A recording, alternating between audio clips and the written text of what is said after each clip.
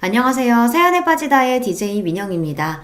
오늘도 두 가지 사연 준비되어 있으니 끝까지 함께 해주시고요. 구독과 좋아요 버튼도 꼭 눌러주세요. 그럼 오늘의 사연 함께 시작해 볼게요.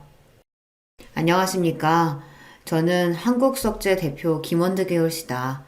올해 나이 65 먹었고 평생토록 오석이라고 하는 충남 보령에서만 나는 특수한 암석을 가고 가는 일을 하고 있어요. 오석은 천년이 지나도 변하지 않는 돌로 유명해서 왕릉과 대통령의 비석으로 사용되어 온 희귀하고도 귀한 것입니다. 그 돌이 현재에는 내가 나고 자란 고장 마을 입구에서 유적지 현판에서 소중한 가족의 비석에 사용되어 흔히 볼 수 있죠. 지금은 저가의 중국산에 밀려 경쟁력을 많이 잃었지만 겉면에 흐르는 윤기, 색감부터 성분까지 세계 으뜸 가는 돌, 한국 오성의 명맥을 이어가고 있는 일을 하고 있다는 자부심을 갖고 있죠. 그렇다고 인정받는 기술자라기엔 남들 눈에 험하고 힘든 일하고 살아온 것이 또 내 인생이었습니다. 태어난 고향은 전라도인데 어쩌다가 보령에 와서 석공일을 하다 보니 그대로 눌러 살게 되었네요. 여기서 마을 이장님 소개로 만난 아내를 만나 애들 낳고 가정도 꾸렸고요. 내 일이 육체노동 치고도 극한으로 힘든 직종이다 보니 내 아내도 참 고됐을 겁니다. 이건 빤다고 빨아지지가 않네. 돌가루며 새하얗게 붙은 게 왜 옷에 그대로 붙어서 떨어지질 않네요. 돌 자르면서 치는 게 총알보다 빠른 속도로 치니까. 그리고 토치로 암석 표면을 맨들맨들하게 만들다 보면 돌가루가 높은 온도로 마치 폭편만치처럼 튀지. 세상에 무서워라. 그래서 모자가 이렇게 벌집 모양으로 구멍이 숭숭 나는 거구만요. 아유, 무서워라. 당신은 그런 일 괜찮아요? 우리 마누라랑 새끼들 잘 먹고 살아주면 뭐 할만요. 일하다 보면 불로 오석 파편이 튀어 가끔 피부에도 달라붙어 타들어가곤 합니다. 그 파편으로 몸이며 몸 여기저기 엄청 따갑고 아픈데 아프다 표현 안 해도 알아서 내 몸 살펴가며 약 발라주고 우리 마누라가 그리 해줬어요.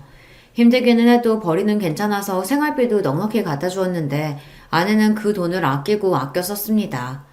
그리고 아낀 돈으로 동네에서 최고 멋진 3층짜리 단독 주택도 지어서 살고 상가 건물도 사고 애들 유학까지 다 뒷바라지 했어요. 그게 어찌 돈 벌어다 준 내 공이 다겠습니까? 이마만큼 잘 살게 된 것은 이런 아내의 덕분이라고 생각하고 표현 못해도 늘 고마워했습니다.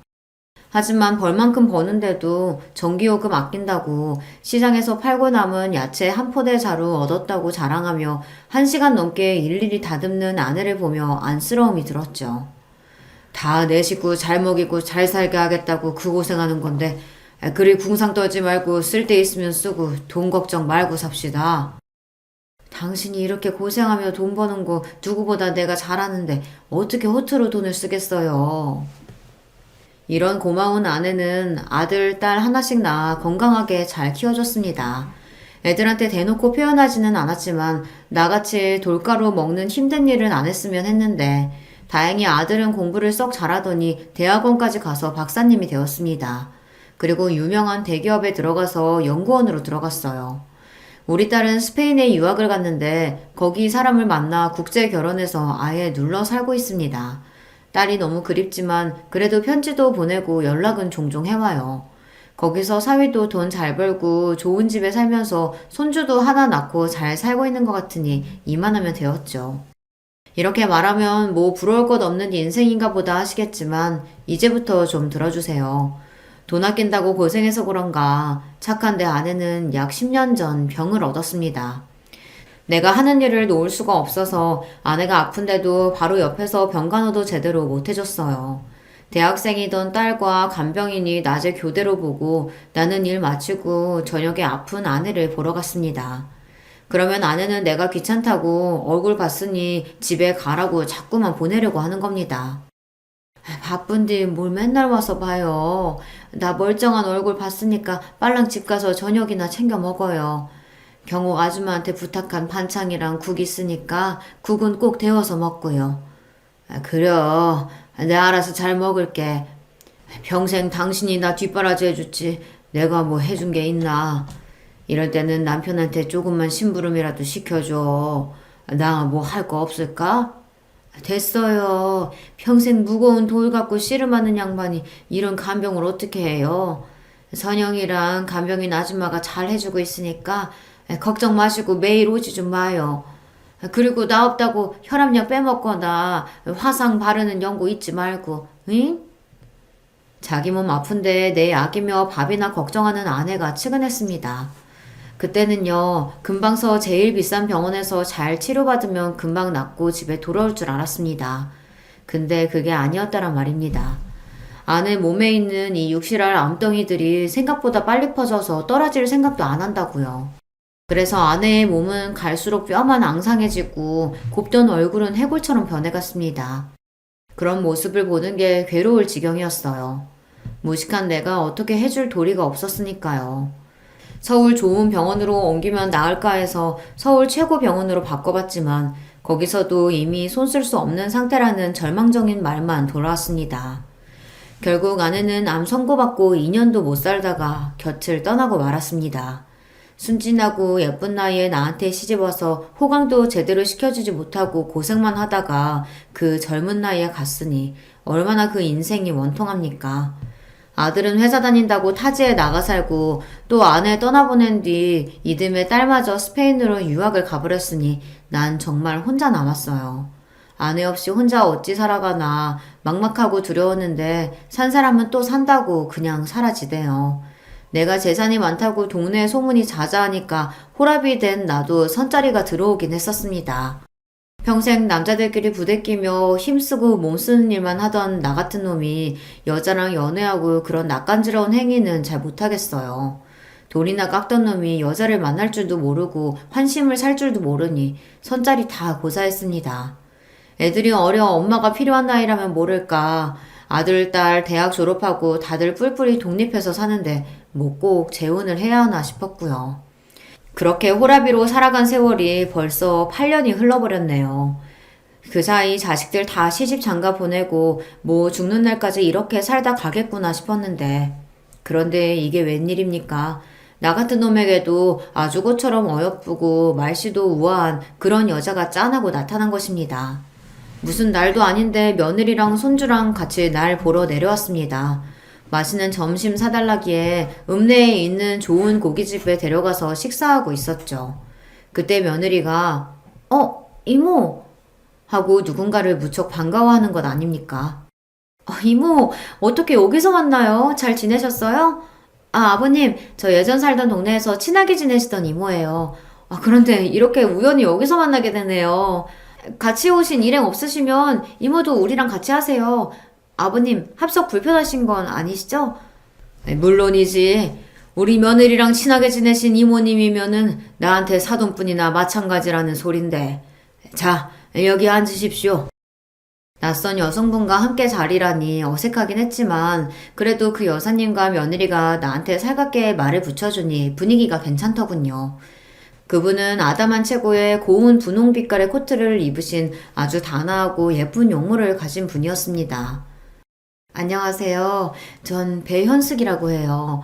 홍성군에 사는데 오늘 일이 있어서 고기 사러 여기까지 왔어요. 여기 고기가 그렇게 좋다고 들었습니다. 맞죠, 사장님? 예. 여기가 금방 축사해서 기른 놈으로 바로 도축해서 고기가 신선하고 아주 맛있어요. 홍성군에 사시면 우리 이웃이시구만요. 식사를 마치고 나오면서 서로 인사를 나누는데 며느리가 전화를 받더니 이렇게 얘기했습니다. 아버님, 저는 갑자기 급한 일이 생겨서 먼저 갈게요. 두 분은 어디 다방에서 차라도 드시고 가세요. 네? 꼭이요. 차는 무슨 차? 읍내에서 여성분이랑 단둘이 만났다가 동네에 소문 쫙 퍼진다잉. 수줍어하는 배 여사님은 날 보고 새초롬하니 웃으니 막 가슴이 두근거렸습니다. 사장님, 소문 무서우신 거예요? 이웃 주민끼리 차 한 잔이야 어떠랴 싶은데 저는 말이죠. 우리는 찻집에 앉아서 이런저런 얘기를 나누게 되었습니다. 배 여사는 학원에서 국어를 가르치는 선생님이었는데 남편을 상처하고 나서 홍성으로 내려와 살고 있다고 했어요. 어쩐지 말씨도 곱고 말도 잘하시는 것이 선생님 딱 어울리시는구만요. 실례지만 올해 나이가 저는 올해 56 먹었습니다. 사장님도 저랑 비슷한 연배실 것 같은데요. 예? 아이 말도 마요. 보통 사람이라 하면 내 한 70도 넘은 사람으로 보는데 전 64입니다. 햇볕에 그을리고 주름진 피부, 몇 순 남지 않은 머리털 가진 영락없는 시골 늙은이지요. 어머, 그럴 리가요. 몸도 아주 탄탄하신 것이 웬만한 30대 청년보다 나으신걸요. 그렇게 청년 같은 몸매 유지하시는 비결이 궁금해요. 아유, 비결이랄 것이야. 제 일이 그렇습니다. 오석 바위 덩어리가 수십 톤, 최대 100톤에 이르는 어마무시한 걸 다루지요. 그런가 하면 제 손은 더 가관입니다. 여기 이 중지 손가락이랑 여기 좀 보세요. 20년 전 운반 작업 중에 내려앉은 40톤 오석에 끼어서 여기 가운데 뼈가 바스라졌어요. 치료받고 나니 이렇게 뼈 없이 살점들로 채워지더군요. 움푹 패인 상처와 굶어군 돌가루로 난 화상 자국이 이 사람 손이라고 볼 수 없죠. 이런 손이다 보니 내 그래서 여간에서는 악수도 잘 안 해요.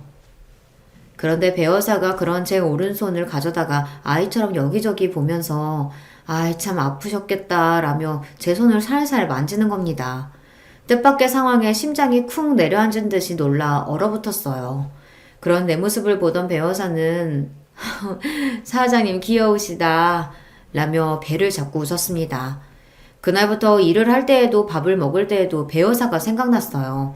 뽀얀 피부에 특히 웃을 때 눈이 반달을 얹은 그 고운 얼굴이 아른거렸습니다.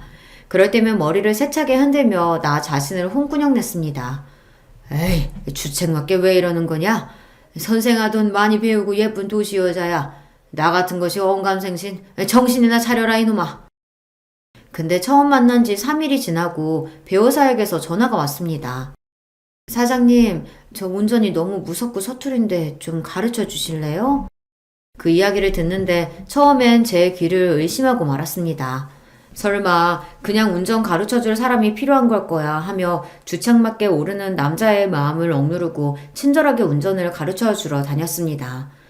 배어사를 만나서 운전하는 거 도와주고 그러면서 근처 저수지도 한 바퀴 휘 돌고 밥도 먹고 차도 마시면서 진짜 데이트 같은 것을 하고 있더라고요. 그냥 똑같은 밥 먹고 똑같은 집에서 자던 내 인생은 봄에 피어나는 새싹처럼 활기가 돌기 시작했습니다. 사랑과 재채기는 감출 수 없다나 그런 말이 있잖아요. 요즘 내가 재미나게 사는 것 같다고 자꾸만 일하다 외출 나가니 같이 일하는 직원들은 물론 주변 사람들이 슬슬 눈치채기 시작했습니다. 좋은 오석 자르고 남은 것들을 건축용 자재 만들 요량으로 정과 망치 들고 앉아 모서리를 툭툭 깎아내고 있는데 문득 그런 생각이 듭니다. 아, 이렇게 신나는 인생이 또 있던가. 나도 이제 남은 세월 배어사와 함께하고 싶다. 그때 저쪽 작업장에 있던 석공들이 들뜬 목소리로 날 불렀습니다. 사장님, 손님 오셨슈. 빨리 와요. 일어나서 옷에 묻은 돌먼지를 털고 있는데 제 눈에 들어온 것은 이 작업장에 어울리지 않는 고운 모습을 한 여인, 바로 배여사가 와 있던 거죠. 허둥지둥 급하게 배여사에게 달려갔습니다. 아니, 배여사님이 여기 누추한 데까지 어쩐 일이셔요? 한참 더우신데 수박 좀 드시라고 새참 좀 싸왔어요. 여기 직원분들 모두 오셔서 잠시 들고 일하세요. 배어사는 무겁게 이고 온 수박이랑 참외랑 일회용 접시에 몇 덩이씩 담아 석공들에게 나눠주었습니다. 그걸 받아드는 직원들은 사내만 가득했던 곳에 여자분이 오시니 어리둥절도 하고 몇몇 녀석은 나를 보며 휘죽 웃는 것이 아닙니까? 아유, 수박 참 시원하고 달다. 그런데 누구셔요? 사장님 소개부터 하시는 것이 예의 아니어요? 여기 우리 며느리랑 친한 이모분이셔. 옆에 홍성에 사시는. 배 여사님, 저 이리로 오십시오. 겸연쩍게 웃으며 직원들에게 소개하고 후다닥 배 여사를 데리고 사무실로 모시고 갔습니다. 여기가 시원해요. 작업장은 뜨거운 토치에 기계들이 위험하고 또 덥습니다. 어쩐 일로 저 일하는 곳까지 연락도 없이 왔어요? 사장님이 일하시는 곳이 궁금해서요. 그런데 사장님은 제가 와서 싫으신가 보다. 나는 토끼 눈이 돼서 두 손을 내밀고 세차게 적었습니다. 아유, 그럴 리가요. 아니요.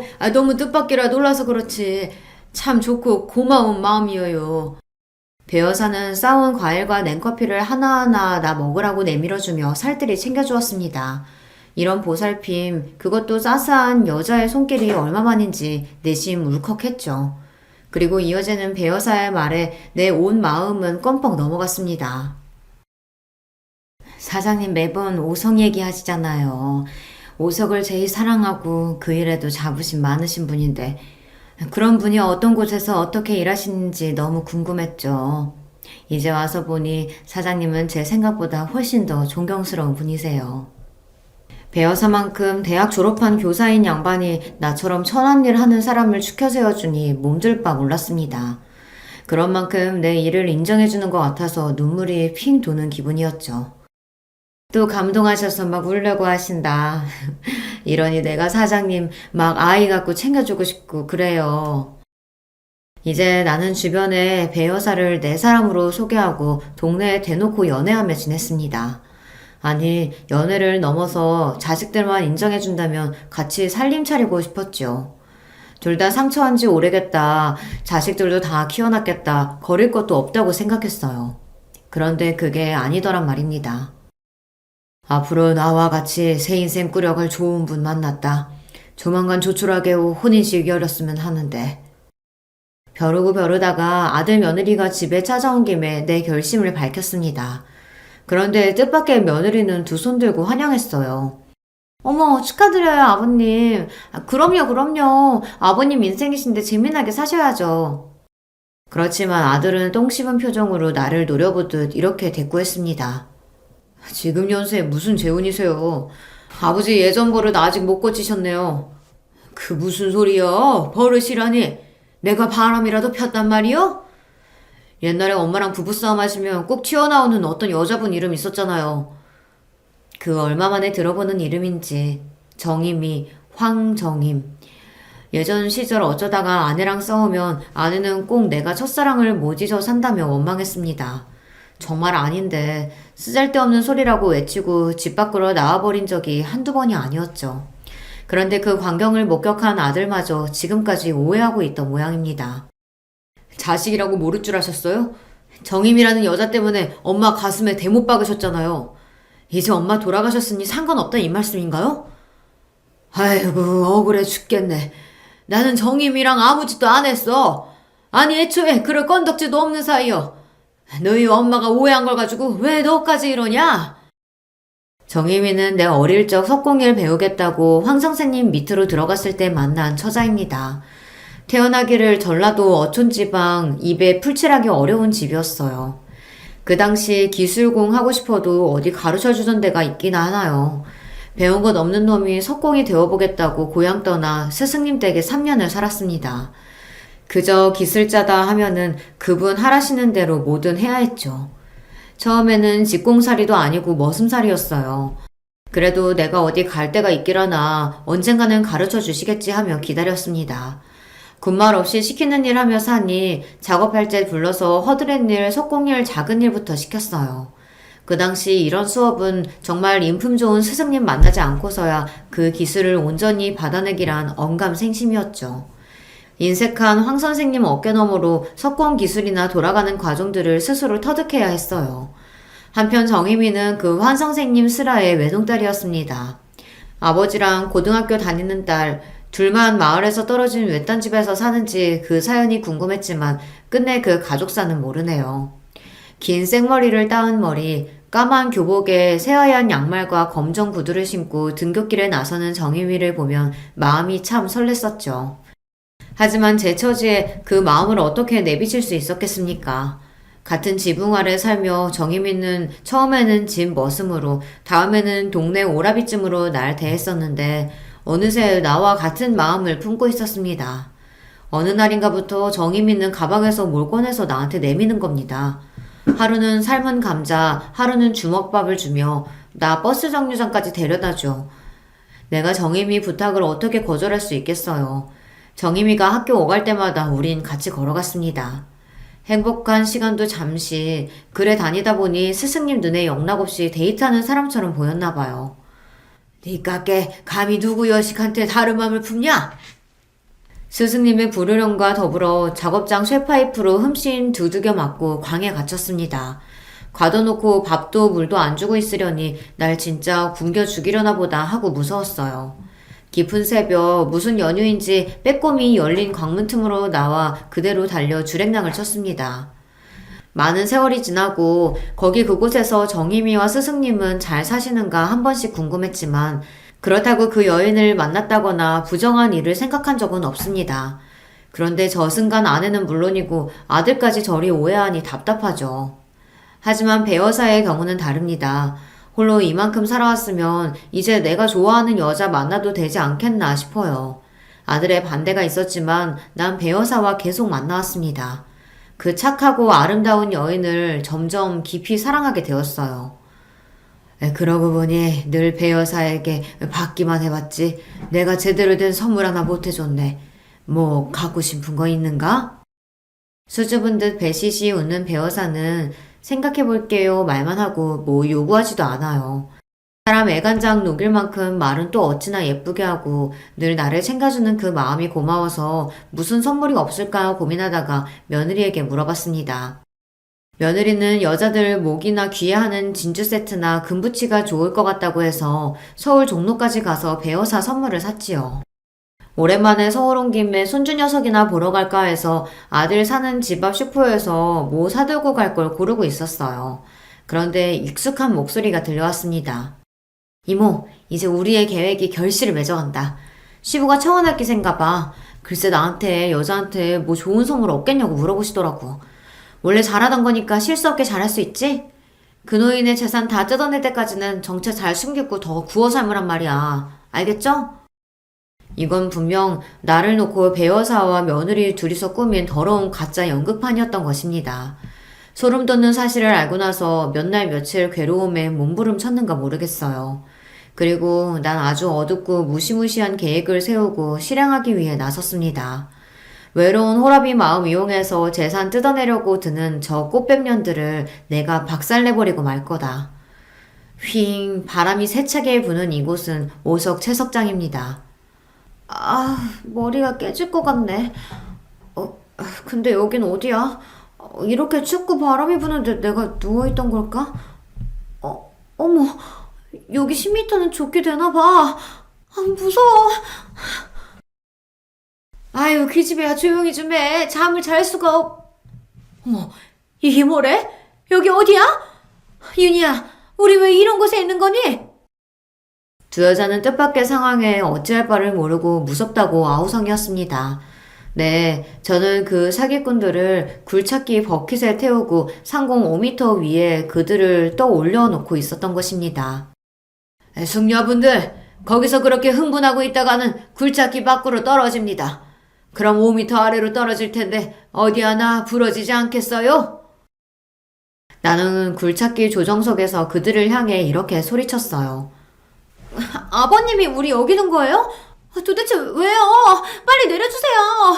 좋은 말 할 때 내려주시라고요. 그 이해를 정녕 몰라서 묻냐? 사기꾼 너희들이 더 잘할 것이 아니냐? 내 당신들 비석만큼은 A급 5석 제일 좋은 놈으로 해줄 테니까 죗값 받고 가시게들. 난 레버를 당겨 그들이 타고 있는 버킷 각도를 변경했습니다. 버킷에서 떨어질 듯한 두려움을 느낀 그들은 버킷 안쪽으로 다급히 숨었습니다. 잘못했어요. 내가 잘못했으니까 노여움 풀어주세요. 사장님 이렇게까지 하실 분 아니잖아요. 배여사는 눈물을 흘리며 두 손 모아 싹싹 빌며 나에게 용서를 구했습니다. 하지만 며느리는 핏발 가득 선 눈으로 날 매섭게 노려보며 소리쳤어요. 아버님 손주요. 아버님이 이러시는 걸 지연이가 알면 어떻게 될까요? 아버님 성격에 그 죄책감 안고는 못 사세요. 안 그래요? 그 말을 들으니 아들, 손주 얼굴이 그려졌습니다. 내가 이성을 잃고 지금 무슨 짓을 하고 있는 건지 정신이 퍼뜩 들었습니다. 마음 같아서는 이들을 채석장에서 아예 어떻게 해버리고 싶었지만 끝까지 갈 용기가 없다는 걸 깨닫고 말았죠. 결국 굴착기 버킷을 땅에 내려서 그들을 보내주기로 했습니다. 발이 지면에 닿자마자 그 두 여인은 혼비백산해서 도망쳐버렸고요.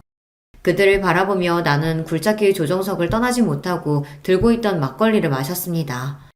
밤하늘에 수놓아진 별에 대고 사는 것이 왜 이렇게 쓰고 아픕니까? 더 살면 얼마나 더 험한 꼴을 당할라나요? 이렇게 엄마 생각하며 울었어요. 경찰한테 끌려갈 각오로 집에 돌아와 기다렸지만 여러 날이 지나도록 조용했습니다. 며느리랑 배 여사가 내가 벌인 짓을 경찰에 신고라도 할 줄 알았는데 다른 가족들도 모두 채석장에서의 일을 모르는 눈치더군요. 저들이 해온 일이 발각당할까 봐서 다른 사람에게 말 못하고 감췄구만. 나도 이 일을 덮고 넘어가려고 했어요. 처음에는 말입니다. 그저 하던 석공일이나 하면서 밤에는 괴로운 심정 잊고 싶어서 술만 마셔대고 그렇게 살았어요. 그러던 어느 날 우리 석재 작업장에 배 여사가 나타났습니다. 싸들고 온 김밥이랑 어묵탕을 직원들에게 나눠주고 삼삼오오 모여 새참하며 재미나게 이야기를 하고 있더군요. 아무렇지 않은 듯 날 찾아온 그 여자가 기막히고 분했습니다. 저기, 나 좀 봅시다. 작업장 후미진 곳에 데려가서 배 여사에게 따져 물었습니다. 날 바보 등신 같은 놈으로 아슈? 당신이 어떤 여편네인지 다 까발려진 마당에 왜 날 찾아온 거요? 얼마나 배신감 느끼셨을지 나도 알아요.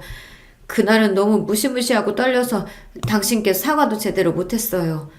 진심으로 미안하게 생각합니다.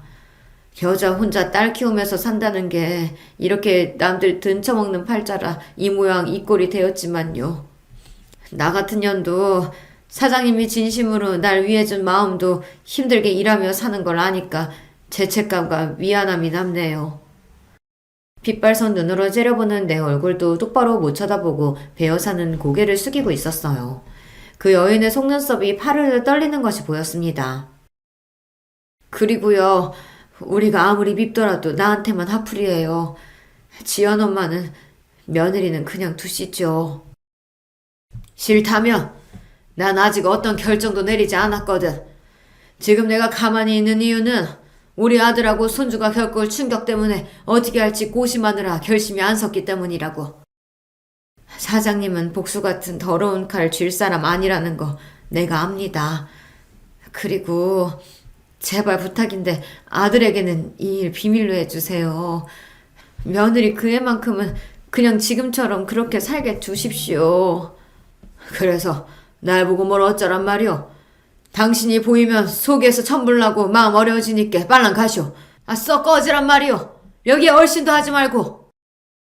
사과하러 온 배 여사에게 난 있는 대로 역정을 내고 일하러 돌아갔습니다. 그 여자 얼굴 보니 화가 나서 그런가 그날따라 작업이 순탄하지 않았어요. 오석은 그 어떤 암석보다 단단해서 1톤짜리 초대형 다이아몬드 톱날로 절삭해야 하는데 톱날이 무뎌진 것을 발견했습니다. 보통 그 무거운 것을 지게차를 이용해서 교체 작업을 하는데 기우뚱하던 바퀴가 통째로 나를 덮치고 말았습니다. 그 아찔한 사고 끝에 내 몸은 구급차에 실려 병원에 가고 말았죠. 병원 의사말로 천만다행으로 큰 절단은 없었지만 골절과 내장기관 손상 등을 더 검사해봐야 한다고 해서 입원했습니다. 한국석재 직원 연락을 받고 아들 가족은 불이 나게 내가 입원한 병원으로 달려왔어요. 요즘 참 착잡한 일이 많았는데 아들을 보니 안심이 되고 마음이 좋았습니다. 아버지고 사나이가 그런 티를 낼 수가 있간데요. 괜히 퉁명스레. 별일 아닌디 바쁜 회사 두고 여기까지 왔냐? 별일이 아니긴요. 아버지 지금 상태 좀 보시라고요. 혼자 계시는 분이 간병은 또 어떻게 해야 될지. 간병인 내가 알아볼게요. 그리고 내가 병원에 자주 와보고요. 채석장 사건 이후 처음 만난 며느리는 나를 대하기 불편해했고 나 역시 같았지만 우리 둘 다 짐짓 모르는 척 평소처럼 굴었습니다. 그때였습니다. 내가 사장님 간병할 겁니다. 병실문을 열고 배 여사가 나타난 것입니다. 헐떡대는 숨을 진정하고 소목으로 눈물을 훔치고서 말이죠. 여기를 어떻게... 이모가 왜 온 거예요? 거기 있는 그 누구보다 며느리가 놀라고 당황하며 배 여사를 바라보니 아들이 의아했습니다. 이모라고? 당신한테 이런 이모님이 있는 줄은 처음 알았는데. 처음 뵙겠습니다. 윤희 남편 되는 사람입니다. 배여사를 처음 봤다던 아들은 인사를 했고 배여사는 아들을 흐뭇하게 바라보며 맞인사를 했습니다. 자식들 보내놓고 나니 우습게도 배여사와 나만 병실에 남았습니다. 꼴도 보기 싫으니 나가라고 역정을 내보았지만 배여사는 요지부동이었어요.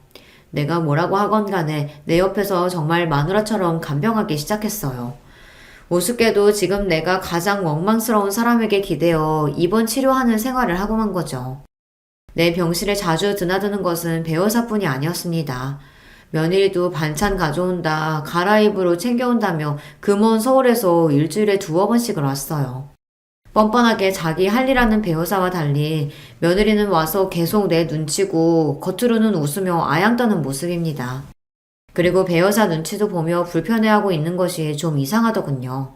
어쩐지 며느리는 내 걱정 때문이 아니라 감시하러 자꾸 오는 게 아닌가 하는 의심마저 들었습니다. 이미 그 빤한 속을 겪어봤으니 그럴까요? 얼핏 잠이 들었다가 깼는데 두 여자가 소곤거리는 소리를 들었습니다. 오지 말래도 왜 자꾸 이러는 건데요? 이미 우리 계획은 물거품 됐고 이러신다고 저 노인네 마음이 돌아설 것 같아요? 그런 거랑 상관없어. 그저 저 사람 아프다고 저렇게 누워있는 꼴이 보기 싫어서야.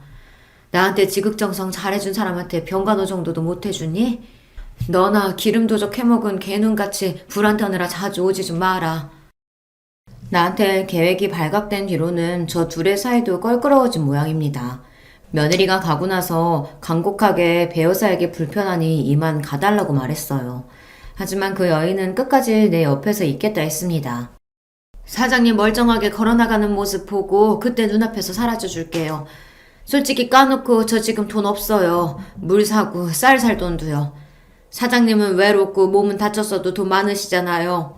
그냥 간병인 쓴다고 생각하시고 나한테 월급 200만 원만 주고 편하게 부리세요. 솔직하고 당당하게 말하는 모습을 보니 배신당하고 나서 처음으로 그 진심이 전해졌습니다. 이렇듯 배여사는 내가 자기 조카가 싫다고 해도 뻔뻔하게 내 곁을 지키고 있습니다. 나랑 대판 싸움 마누라거나 아니면 이혼한 전처가 아니냐며 병원 사람들은 배여사와 무슨 관계냐고 궁금해합니다. 거기에 날 극진히 살피는 배여사의 모습을 지켜보던 아들마저 생각을 고쳐먹었나 봅니다. 왜 말씀 안 하셨어요? 전에 아빠가 좋아하신다고 말한 분이 지금 그 배여사님이라면서요. 이렇게 보니 배여사님 참 좋은 분 같아요. 아무래도 제가 너무 옹졸하게 생각했나 봐요. 이렇게 도움이 필요할 때 자식이 아니라 옆에 계신 분이 최고인 건데. 저 아버지가 여사님과 합치신다고 해도 이제 반대하지 않을게요. 당치도 않은 소리. 그 여자랑 나 그럴 마음 하나 없다. 그렇게 좋아하던 내가 이렇게 돌변한 걸 보고 아들은 의아했습니다. 하지만 아들에게 핀찬 주었던 것과는 달리 심경의 변화를 나 스스로 느끼고 있어요. 함께 지내다 보니 어느새 미운 감정은 눈 녹듯 사라지고 이제 배여사가 없으면 안 될 것 같은 마음이 들었던 건 솔직한 심정이었죠. 하지만 내 마음이 그 여인에게 기울어지고 신뢰가 쌓여갈수록 마음은 무겁고 아파왔습니다. 또다시 날 속이는 거면 어쩌지. 그래서 한 가지 묘안을 생각해냈습니다. 병실에 들어온 배여사에게 나는 눈물을 흘리는 척 연기하며 말했습니다. 아이고, 나는 어쩌면 좋단 말이오. 방금 의사가 검사 결과 얘기해줬는데 나 암에 걸렸다고 하네. 얼마 뒤 잘이 나면 암 병동으로 옮겨서 치료하라고 말이야. 그 말을 듣던 배여사는 믿을 수 없다는 표정으로 있다 금세 후두둑 눈물까지 손등에 뿌렸습니다. 뜨겁게 내 손을 잡고 울먹이면서 말했어요. 설령 당신 몸에 암이 있다고 해도 치료 잘 받고 하면 싹 나을 수 있을 거예요. 내가 계속 옆에서 도와줄게요. 당신 잘못 안 되니까 걱정하지 마세요. 날 위에 눈물까지 펑펑 쏟으며 우는 모습을 보니 내 마음이 다 찡했습니다. 몇 달 못 살고 가는 몸이 되었으면 날 내버려 둘 거라고 예상했는데 오히려 전보다 더 그 여인은 나를 정성스레 간병해주고 있었어요. 암 환자에게 좋은 음식이 뭔가 찾아봤는데요. 이런 채식 위주로 하래요. 집에서 만들어 온 채소 스프인데 이거 먹고 암 완치한 분들이 그렇게나 많다네요. 한번 드셔보세요. 입에 안 맞아도 약이라 생각하고 꿀떡꿀떡 넘겨요. 내 거짓말에 속아서 더 열심히 날 간호하는 배우사에게 미안한 마음이 정말 커졌습니다. 이 일을 사실대로 토해내야 하는데 언제 해야 하나 갈팡질팡 하던 어느 날 일이 터지고 말았죠. 병실 문을 닫고 나를 보며 들어오는 배여사의 표정이 심상치가 않았습니다. 몸 뒤로 막 검은 연기가 뻗어나가는 듯이 저승사자처럼 보여서 그 기에 눌려버렸어요. 배여사는 잔뜩 가라앉은 어조로 이렇게 내뱉었습니다. 사장님이 절 된통 속였었네요. 나 아까 들어 알게 됐어요. 간호사 데스크에 가서 언제 암 병동으로 옮기나 물어보니 사장님 암 같은 거 없다더군요. 암이라는 말은 날 못 믿어서 내가 어떻게 나오나 시험하기 위해 지어낸 말이죠. 배여사는 얼굴이 벌개지고 몸을 부들부들 떨고 있었습니다. 내가 한 거짓말 때문에 얼마나 큰 배신감을 느낀 걸까요? 하지만 내 속마음과 달리 비꼬듯 얘기하며 그 여인에게 상처 주고 싶었습니다. 당신이 나한테 오석 같은 여자가 되어주길 바랬거든. 하지만 며느리랑 짜고 내 돈 먹을 생각에 의도적으로 접근했던 걸 알고서 이 여자는 불량 암석이구나. 간판으로도 못 쓰는 그런 돌이구나 했는데 그래놓고 이제 와서 자꾸만 잘해주니 헷갈리잖아. 또 한번 사람 상처 주지 말고 어디 한번 솔직하게 말해봐. 응? 그러면 내가 고생한 값 쳐서 한 1억 떼줄게요. 그래요. 나는 돈밖에 모르고 사는 벌레였어요. 그래도 그 많은 사장님 돈은요. 나중에 죽고 나서 아들네한테 남겨줘요. 나한테는 그저 간변 월급이나 떼먹지 말고 주시면 됩니다. 나 배어숙이 인생도 참 박복하기도 하지. 이제 좀 정착해서 착하게 살아볼라 했는데 하늘이 도와주질 않네요. 나 집에 다녀옵니다. 그럼 쉬세요. 나한테 애써 씁쓸한 웃음을 보이며 돌아서던 배여사는 몇 걸음 가다가 우뚝 서서 뒤돌아 서 있는 채로 나지막하게 물었습니다. 한번 사고 치면 영 그 사람 못 쓰게 되는 것인가요? 날 그렇게 못 믿었어요? 이제 조금 서운하려고 하네요. 이렇게 말하고는 그대로 병실 밖으로 나갔습니다. 하지만 금방 돌아올 줄 알았던 배여사는 그 뒤로 병실에 오지 않았어요. 배여사의 빈자리는 아들이 고용한 간병인 아줌마로 빨리 대신해서 날 도왔지만 그게 불편하기만 했어요. 간병이라는 것이 환자의 마음을 하나하나 살피고 눈치껏 하는 것이다 보니 배여사가 있을 때만큼 편하지 않았습니다. 3일이 지나도 모습을 드러내지 않으니 그제야 알 수 있었습니다. 배여사는 돌아오지 않겠구나. 심장이 툭 내려앉은 듯 불안하고 속이 쓰려왔습니다. 그러고 있는데 내 옆 병실을 쓰는 형님이 물었어요.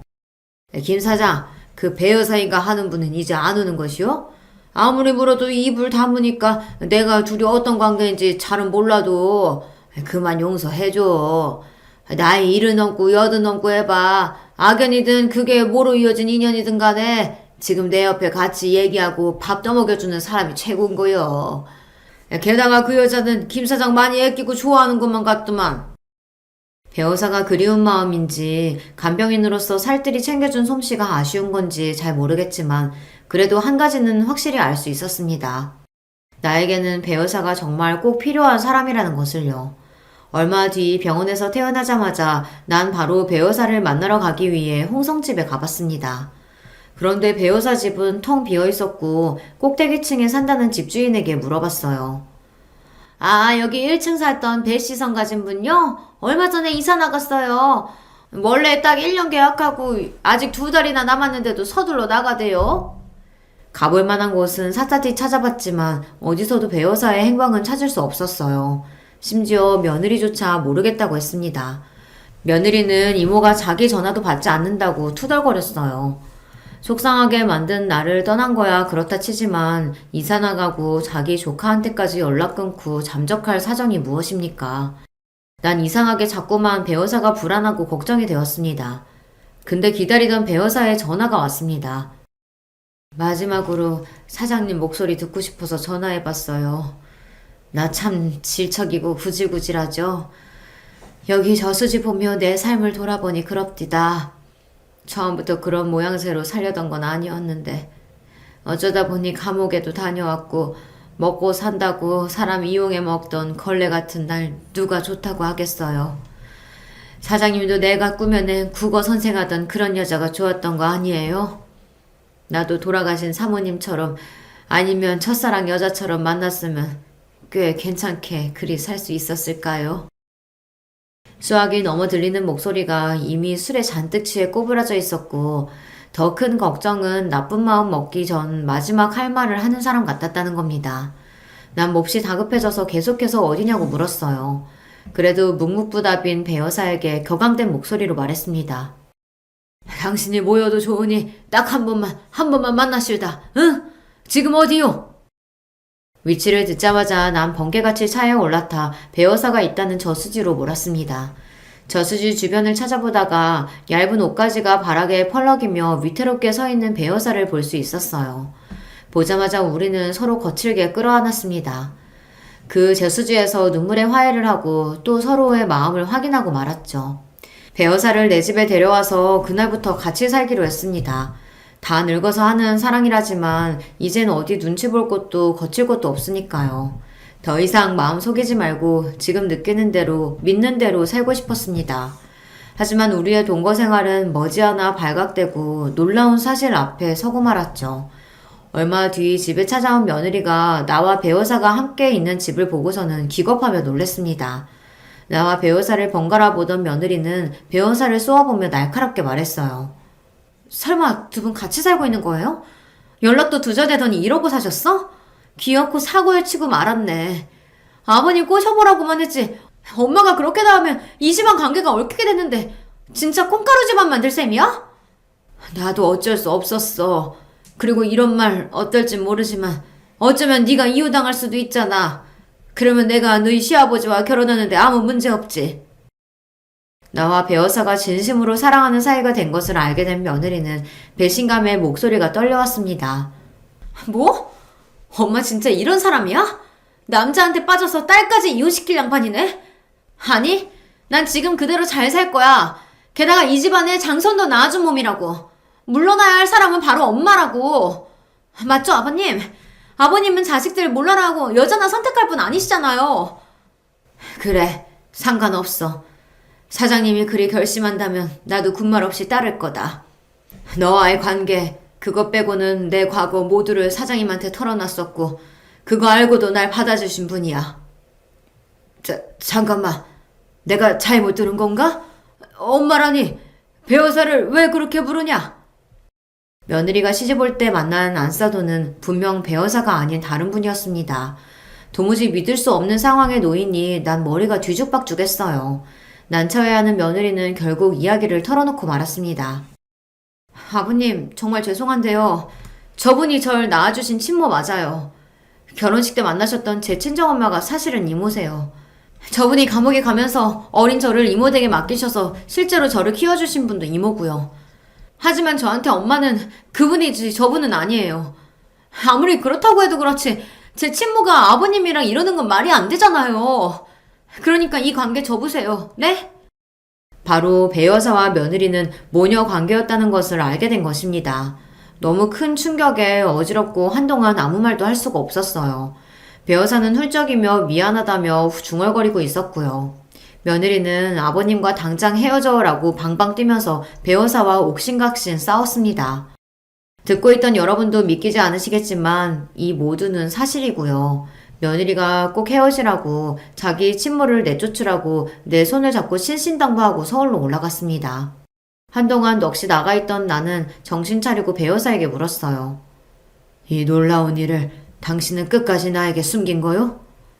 배 여사는 흐느끼며 울기만 할 뿐 나에게 아무 말도 하지 못했어요. 당신이 2번이나 이혼한 여자라고 해도 괜찮았어. 한 번 결혼은 유부남인 줄 모르고 당해서 간통죄로 감옥 갔다고 해도 딸 키워보겠다고 돈 많고 병든 늙은이 꼬셔서 후추로 들어가 살았단 말 들었어도 난 당신을 받아들였어. 왜? 그래도 많이 좋아하니까. 내 여자의 지난 과거는 나만 묻고 살면 되니까. 하지만 이건 아니잖여. 숨겨도 숨겨지지가 않는 것이 천륜인데. 내내 죄인처럼 땅에 얼굴을 묻고 있던 배 여사는 얼굴을 들고 나를 처음 쳐다봤어요. 말했다시피 나는 당신에게 뭐라 주장할 수가 없어요. 그러니까 사장님이 정해주셔요. 나가라면 바로 짐 싸서 나가고 어디 모르는 곳에 꽁꽁 숨어 살게요. 있으라고 하면 여기 같이 살 거예요. 나는 어째야 하는지 말해주셔 봐요. 내가 같이 살자 하면 살겠다고? 그럼 며느리는 어찌 볼 생각이오? 그 애가 난처해져도 상관없다는 말인가? 그래서 내가 죽으려고 했어요.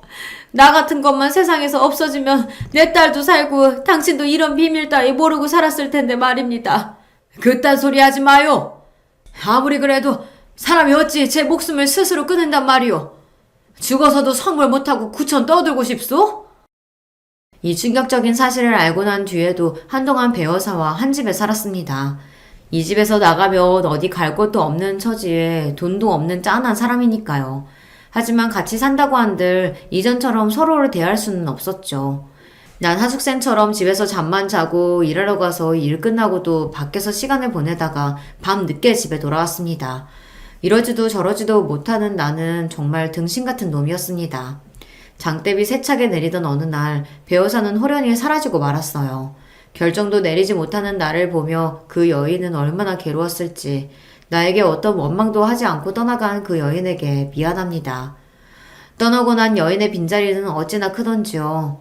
배어사와 같이 살지도 못하고 그렇다고 이 여자를 마음에서 떠나보낼 수도 없는 그런 지경에 와 있는 것입니다. 저승에 먼저 가 있는 진욱이 엄마가 날 미친놈이라고 욕해도 어쩔 수 없지만 말이죠. 한 번씩 배어사가 어디에서 어찌 지내고 있는지 궁금했지만 끝내 연락 한 통 보내지 않았습니다.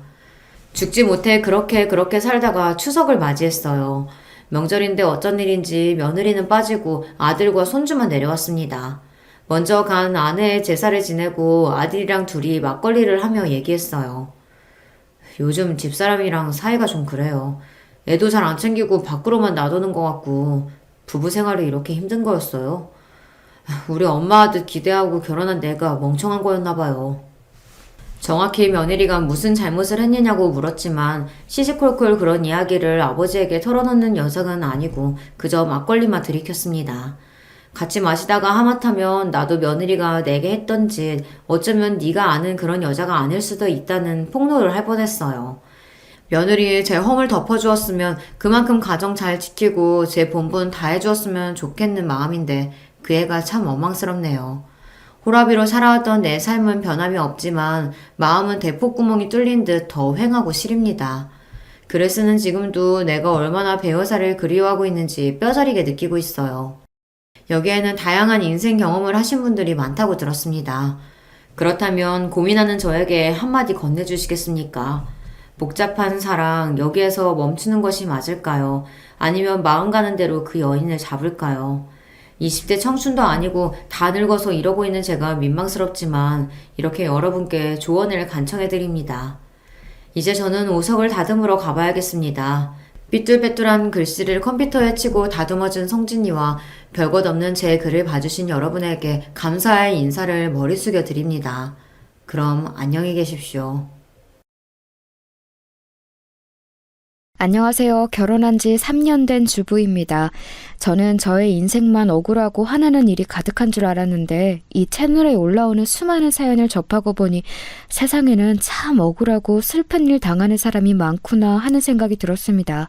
그래서 모두 함께 힘내자는 차원에서 저도 용기 있게 저의 이야기를 한번 해보려고 합니다. 남편과 저는 아주 질긴 인연으로 얽혀 있습니다. 저희가 처음 만난 것은 같은 과 선후배로였습니다. 신입생 오리엔테이션이 있던 날 밤 신입생 환영의 의미로 선배들이 무대에 나와서 아이돌 춤을 추는 순서가 있었는데요. 그 무대에 섰던 그 사람을 처음 본 순간을 아직도 잊지 못합니다. 무대의 화려한 조명을 받으며 멋지게 춤을 추는 그 사람의 모습에 저는 정말 첫눈에 반해버렸습니다. 잘생긴 외모에 훤칠한 키, 관객을 의식하며 한 번씩 날리는 윙크까지 저는 한순간에 그 사람에게 매료되어 버렸습니다. 이후로 복학생이었던 그 사람과 수업 하나를 같이 듣게 되었는데 공교롭게도 같은 조별과제 일원으로 편성이 되면서 급속도로 가까워졌습니다. 제가 첫눈에 그 사람에게 반했던 것처럼 그 사람도 제게 첫눈에 반했다고 하더군요. 그리고 얼마 지나지 않아 저희는 정식으로 사귀게 되었습니다. 그렇게 시작한 제 첫 연애는 순탄치 않았습니다. 처음 한두 달은 정말 구름 위를 걷는 것만 같이 행복했습니다. 하지만 그 이후로부터는 지옥이 시작되었습니다. 그 사람은 술만 먹으면 연락이 잘 되지 않았고 주변에 친한 여학생들도 너무 많았습니다. 행여라도 그 친한 여학생들과 함께하는 술자리에서 연락이 되지 않는 날에는 정말 정신병에 걸릴 것만 같았습니다.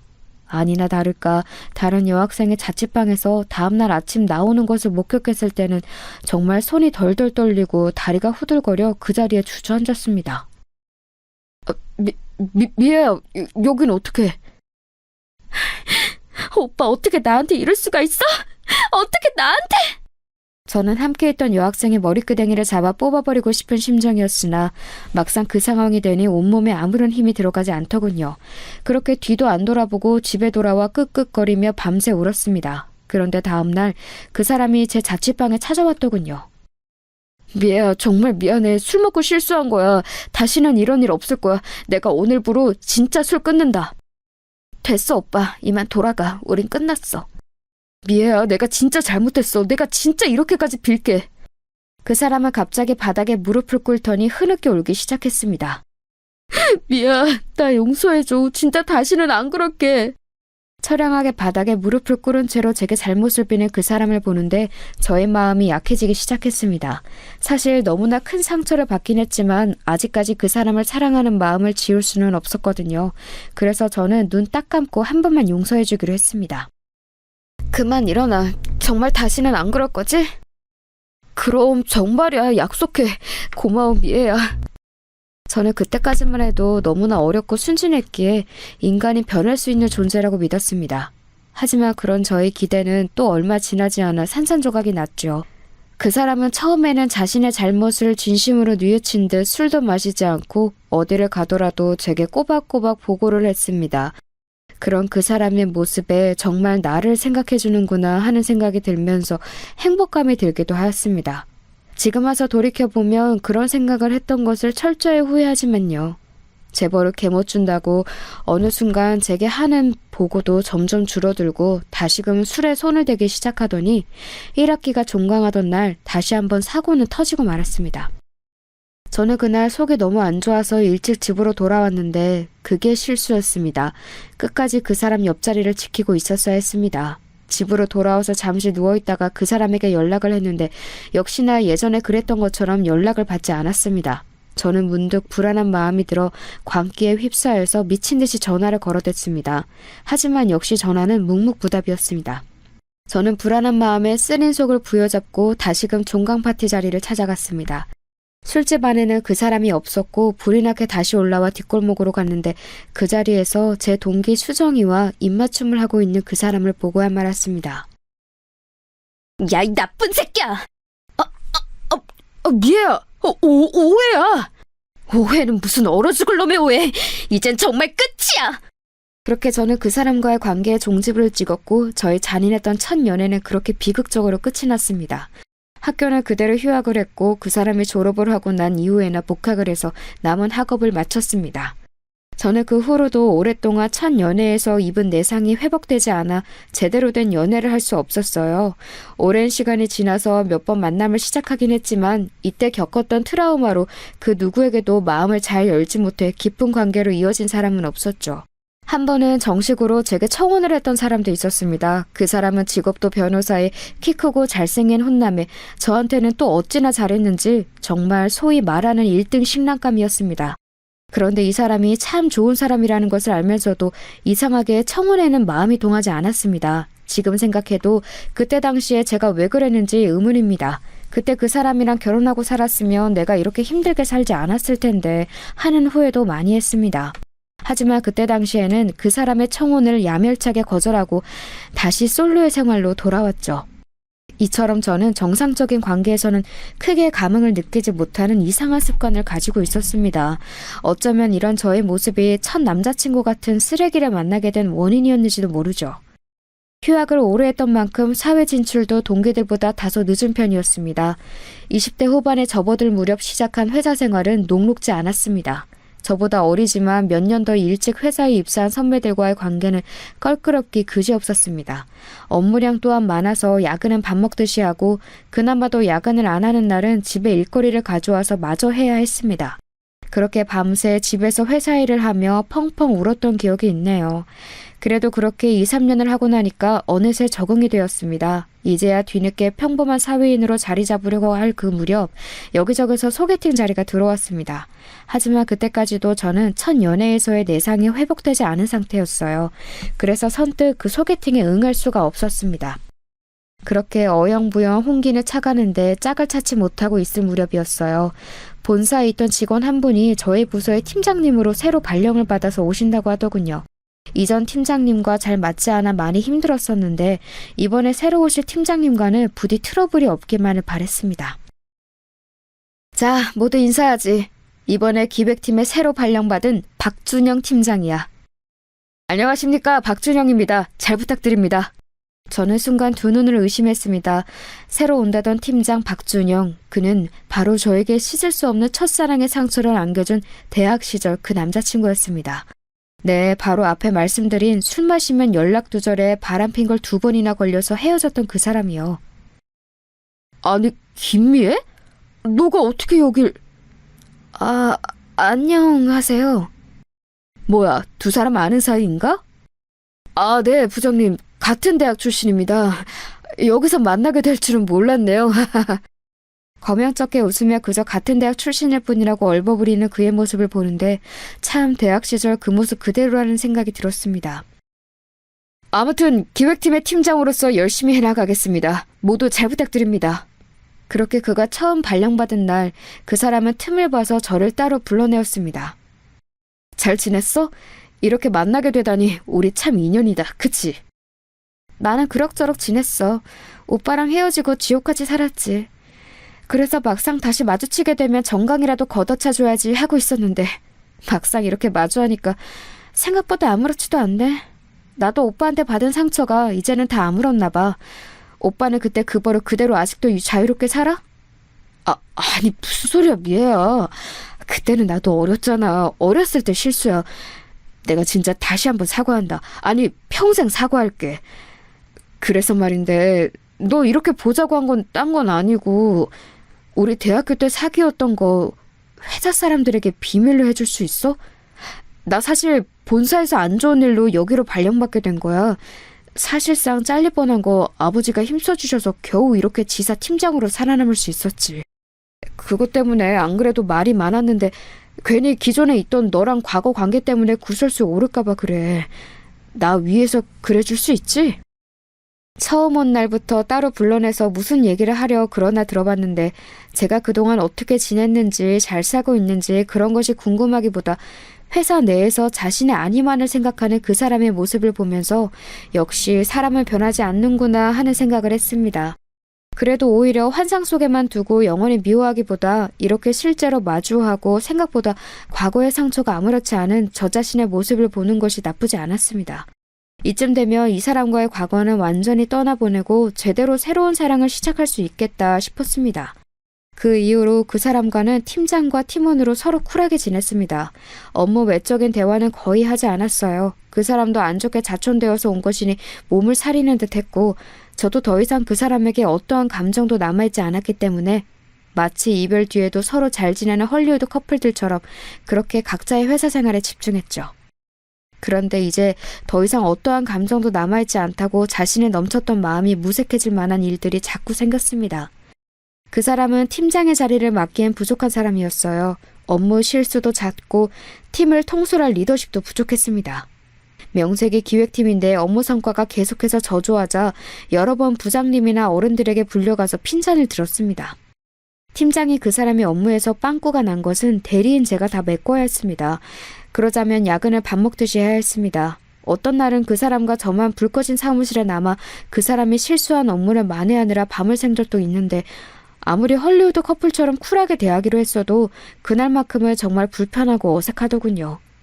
그렇게 그 사람 때문에 더 과증된 회사 업무로 나날이 보내고 있었을 때였습니다.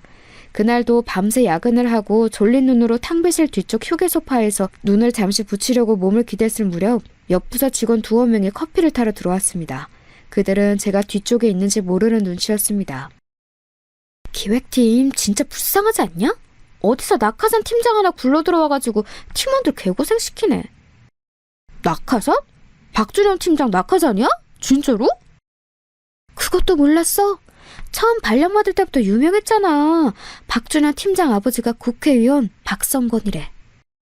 박성건? 민주평화당 원내대표 그 박성건? 와, 미쳤다. 엄청 거물의 아들이었구나. 그래. 그래서 본사도 낙하산으로 들어간 건데 본사에 있을 때 초보도 안 하는 발주 실수를 해가지고 아무리 박성건 아들이어도 계속 또 안고 있을 순 없었나 봐. 그 실수로 입은 피해만 몇 억이라지 아마? 그래서 거의 잘리는 거였는데 또 아버지가 손을 쓴 거지. 그렇게 흘러 우리 지사 기획팀까지 오게 된 건데 애꿎은 팀원들만 불쌍하게 됐지 뭐. 에휴, 이래서 우리같이 힘없는 것들이 아무리 발버둥 쳐봤자 힘있는 거물 있긴 하나를 못 당해낸다니까. 우리 아버지는 젊은 적에 국회의원 선거 한번 안 나가시고 뭐 하셨나 몰라. 아휴, 꿈 깨라 꿈 깨. 국회의원은 아무나 하냐? 걔네는 애초에 우리랑 사는 세상이 달라. 우리는 그저 안 잘리고 오래오래 회사 다니기만을 빌자고. 직원들이 그 사람에 대한 안 좋은 얘기들을 신나게 해대는데 저는 그들에게 동조하는 마음이 들기보다는 그 사람이 불쌍해지기 시작했습니다. 그래도 한때는 사랑했던 사람이었다고 미운정이 든 건지 오히려 뒷담화를 하는 직원들이 미워지려고까지 했어요. 그렇습니다. 그 사람은 유명한 국회의원의 아들로 학창시절부터 유명했고 왕자님처럼 자랐기 때문에 모든 사회생활 면에서 서툴렀습니다. 나중에 들어보니 학점도 겨우 졸업할 정도로 간신히 맞췄다고 하네요. 그런데 저는 이상하게 어딘가 하나 부족해 보이는 그 사람의 모습이 끌렸습니다. 일종의 모성 본능 같은 거였나 봐요. 그런데 그 모성 본능이 이번에도 꿈틀꿈틀 다시 올라오고 있었습니다. 저는 그 사람을 따로 불러다 놓고 이야기했습니다. 요즘 오빠 때문에 우리 팀 이래저래 말이 많아. 적어도 기본적인 업무 실수 같은 건 안 했으면 좋겠어. 그런 실수는 팀원들 조금만 배려해도 안 할 수 있는 거잖아. 가끔 보면 오빠는 능력이 딸린다기보다 배려심이 부족한 것 같아. 미안하다 미애야. 나도 이제 지난 실수들 다 만회하고 잘해보려고 하는데 잘 안 되네. 저는 너무 빨리 수긍을 하고 의구시투해지는 그의 모습을 보니까 다시 짠해지기 시작했습니다. 아, 됐어. 이번 보고서도 그냥 내가 할 테니까 오빠는 새 프로젝트 준비나 잘해. 그거는 진짜 실수 없게 해야 된다? 알겠어, 미애야. 항상 고마워. 너 때문에 내가 안 잘리고 회사 다닌다. 됐네요. 나도 나 살자고 이러는 거거든? 그래서 말인데, 미애야, 오늘 끝나고 맥주 한잔 할래? 맥주 한잔 하자는 그의 말이 그 순간 왜 그리도 달콤하게 들렸는지 모르겠습니다. 우리 이제 그러면 안 되는 사이 아니야? 에이, 뭐 어때? 고생하는 팀원 위해서 팀장이 맥주 한잔 살 수도 있는 거지. 그래. 그럼 그렇게 해. 정말 그 제안은 받아들이지 말았어야 했습니다. 술이 한 잔, 두 잔 들어가니 예전에 그 사람과의 좋았던 추억들만 되살아났거든요. 어느새 둘이 꽤 취기가 오른 채로 대화는 계속되었습니다. 나 사실 너랑 헤어지고 반성 많이 했어. 나에게 제일 잘해주고 지고지순했던 건 미애 너뿐이었는데 어린 마음에 철이 너무 없었어. 됐네요. 이제 다 지난 일이니까 오빠도 오빠 짝 찾아서 얼른 장가 가셔. 나도 좋은 남자 하나 물어서 시집갈 거니까. 장가는 무슨. 아무리 찾아도 미애 너 같은 여자는 세상에 없는걸. 그 말을 듣는데 순간 가슴이 설레기 시작했습니다. 저는 당황해서 말을 얼버무렸습니다. 아직도 그런 올드한 방법으로 여자 꼬시냐? 정신 차려. 그러자 갑자기 그 사람은 제 손을 덥석 붙잡고 얘기했습니다. 미애야, 우리 다시 시작하자. 나 너 없이는 아무것도 못해. 회사 생활도 그렇고 내 인생도 너와 헤어지고 나서는 아무런 의미가 없어. 나를 좀 구원해줘. 저의 눈을 똑바로 쳐다보며 단호하게 말하는 그 사람의 모습을 보는데 거부감이 들기보다는 오히려 심장이 더 쿵쾅쿵쾅 뛰었습니다. 그렇게 그 사람이 갑자기 제게 입맞춤을 했고 저희는 그날 밤을 같이 보냈습니다. 지나고 보면 인생에서 가장 후회되는 일 중에 하나이지만 그때는 저 스스로도 저를 막을 수 없었습니다. 다음 날 침대에서 눈을 떴을 때 저는 스스로 머리를 쥐어뜯으며 절규했습니다. 아이씨, 내가 미쳤지? 나 몰라. 이 일을 어떻게 할 거야? 오빠가 책임져. 미안해, 미애야. 그래, 책임질게. 책임지면 되잖아. 우리 정식으로 다시 사귀자. 그 말 진심이지? 그럼 진심이지. 김미애, 이 오빠만 믿고 따라와. 그렇게 저희는 다시 정식으로 교제를 시작했습니다. 처음 연애 때 받은 상처로 불안한 마음이 한가득이었지만 그래도 제 딴에는 회사 일도 우리의 관계도 잘해보겠다고 애쓰는 모습을 보면서 좋은 면만 생각하기로 했습니다. 그렇게 몰래 시작한 사내 연애가 몇 달이 이어졌을 무렵 그때도 차려 근무를 한 다음날 탕비실에 팀원들과 커피를 타러 들어갔습니다. 그렇게 원두커피를 한 모금 들이키려는 순간 김대리님 왜 그러세요? 괜찮으세요? 괜찮아. 그냥 잠깐. 저는 순간 엄청난 불안감이 몰려오기 시작했습니다. 설마? 그 길로 불이 나게 약국으로 달려가서 임신 테스트기를 사서 회사 화장실에서 돌아와서 테스트를 했는데 앞불싸 너무나 선명한 두 줄이 제 눈에 들어왔습니다. 저는 그 길로 그 사람에게 달려가 이 사실을 알렸습니다. 뭐? 그게 진짜야? 이거 봐봐. 그 사람은 잠시 고심하는 듯 하더니 제게 조심스럽게 말했습니다. 미애야, 이왕 이렇게 된 거 우리 결혼하자. 우리 부모님이랑 너희 부모님은 내가 잘 설득할게. 그게 정말이야? 저는 그 사람도 저만큼 적잖이 놀라고 당황할 줄 알았는데 오히려 침착하게 결혼 얘기를 먼저 꺼내는 그 사람의 모습을 보니까 그 순간에는 그 사람이 그렇게 든든해 보일 수가 없었습니다. 결혼은 일사천리로 진행되었습니다. 양가 상견례도 번갯불에 콩 구워 먹듯이 해치웠고 시부모님은 제 배가 더 불러오기 전에 주변의 눈을 의식해서 얼른 결혼식을 진행하길 원하셨습니다.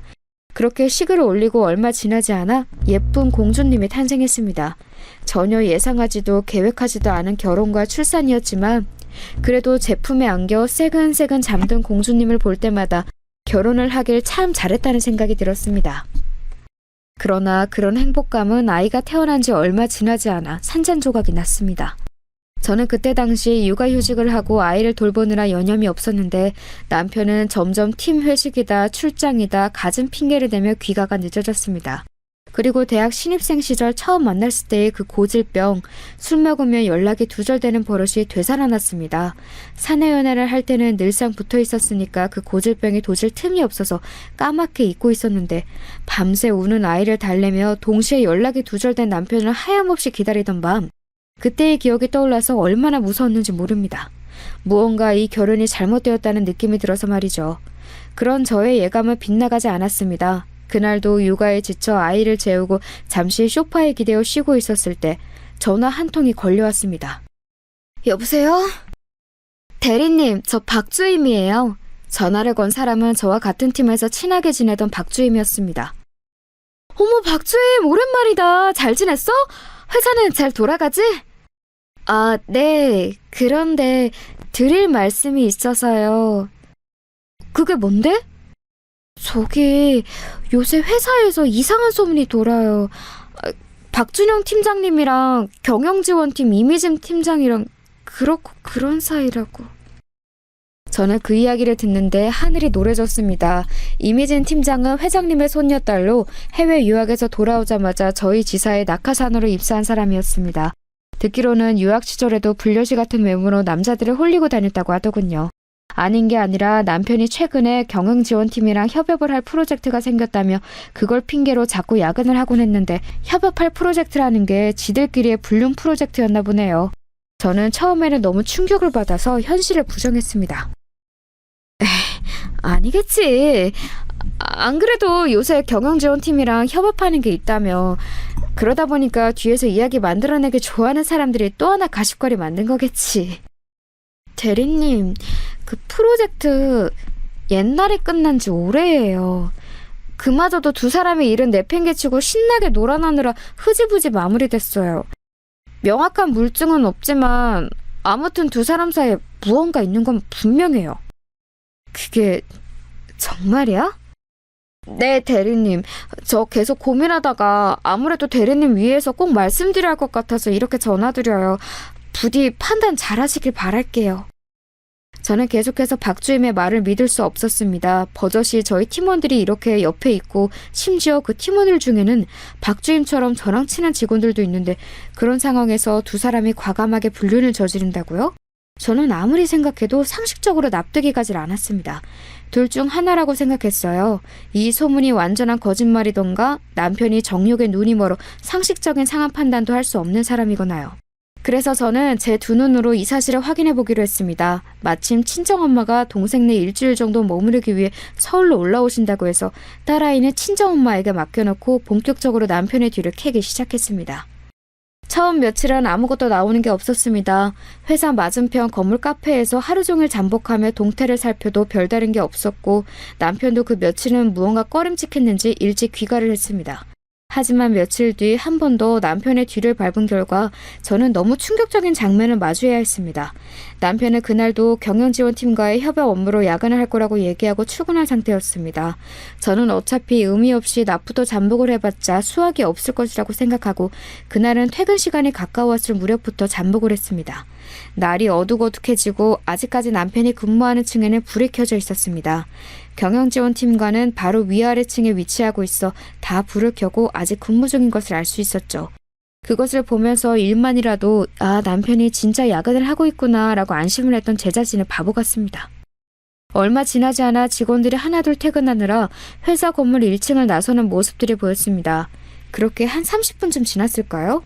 갑자기 기획팀 층과 경영지원팀 층의 불이 꺼지기 시작했습니다. 왜 불이 동시에 꺼지지?